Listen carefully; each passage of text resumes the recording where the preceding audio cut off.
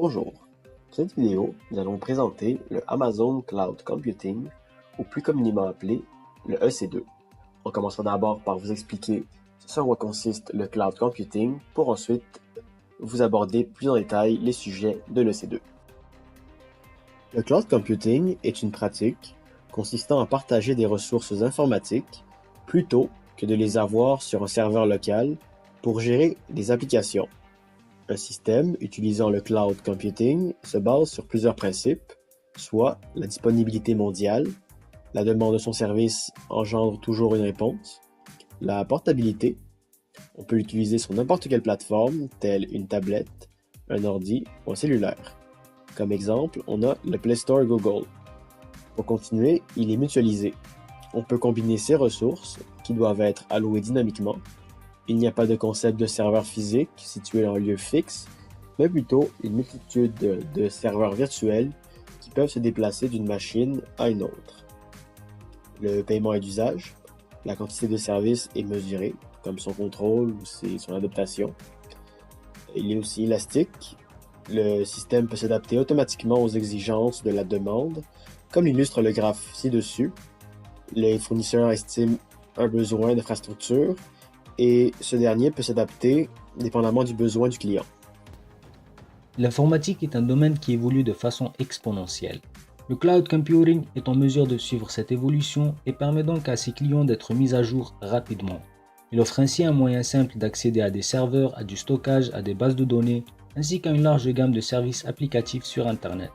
L'élasticité du nuage permet d'augmenter ou de diminuer la capacité en quelques instants, par le fait même mettre un grand nombre d'instances simultanément. Qu'elles soient faibles ou importantes, son utilisation permet d'accéder à toutes les ressources souhaitées, de les augmenter ou les réduire en à peine quelques minutes. Ainsi, le coût sera toujours en fonction de l'utilisation et ne nécessite aucun investissement préalable en termes d'humains ou de machinerie. D'autre part, Amazon se charge de la sécurité et la maintenance du nuage. Le C2 fournit une fonctionnalité de mise en réseau robuste et sûre pour les ressources du client, ce qui donne à l'utilisateur une tranquillité d'esprit à ce sujet. Et pour finir, il est possible de déployer facilement une application dans de nombreuses régions du monde, en seulement quelques clics.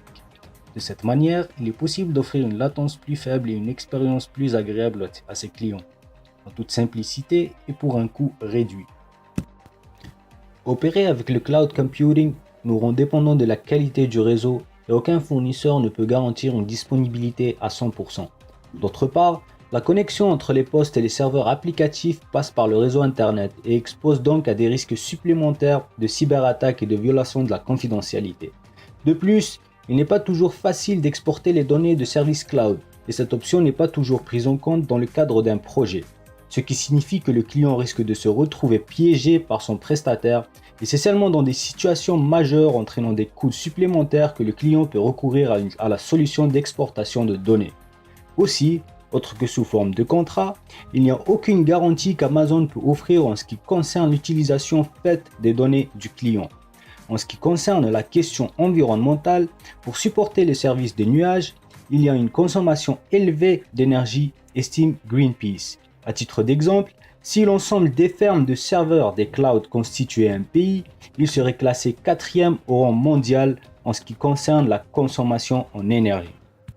Les besoins en infrastructure pour l'info nuagique évoluent de plus en plus rapidement. Cette infrastructure sert entre autres à garder une stabilité face à un pic de trafic important et inattendu pour un service web. De plus, cette infrastructure sert également à avoir une capacité ponctuelle de traiter une grande quantité de données rapidement.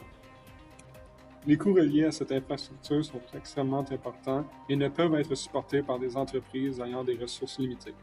Ainsi, Amazon a introduit à son Amazon Cloud Service le Elastic Cloud Computing, aussi connu sous le nom de EC2.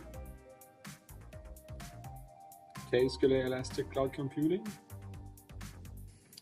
Pour utiliser EC2, il vaut mieux en connaître les fonctionnalités. Toutefois, il est facile d'ignorer ces dernières en sélectionnant l'une des images machines préconfigurées qui se trouvent sur le site d'Amazon. Ces dernières peuvent satisfaire un grand nombre de clients allant des plus petits aux plus grands. Pour les connaisseurs, il est probablement plus souhaitable d'opter pour une configuration personnalisée, laquelle est aussi offerte par Amazon. Celle-ci est séparée en 7 étapes très simples qui ne requièrent pas une connaissance approfondie du fonctionnement de EC2. Pour faire bref, ces options de personnalisation se résument dans le choix de l'instance, du modèle de sécurité et le choix du système d'exploitation. L'instance se résume en un ensemble d'options et oui, encore des options. On y compte la puissance CPU, l'espace mémoire, l'espace de stockage et la capacité de mise en réseau. Bien sûr, cette capacité peut se modifier selon la demande, comme il a été expliqué plus tôt. Un exemple concret d'utilisation de C2 est celui qu'en fait la NASA pour le traitement des données provenant de robots sur Mars. À cause des délais de transmission, la NASA a une fenêtre de seulement 2 heures par jour dans laquelle elle doit effectuer le traitement du grand volume de données en provenance du robot, analyser les résultats et les images pour ensuite prendre une décision quant aux instructions envoyées au robot pour la journée suivante. Avant EC2, il fallait 90 minutes pour effectuer le traitement des données, laissant seulement 20 minutes pour analyser les images et préparer les instructions pour la journée suivante. Depuis qu'ils utilisent EC2, ils ont pu réduire ce délai ponctuel de traitement à seulement 15 minutes, laissant ainsi 75 minutes pour analyser les données et préparer les instructions.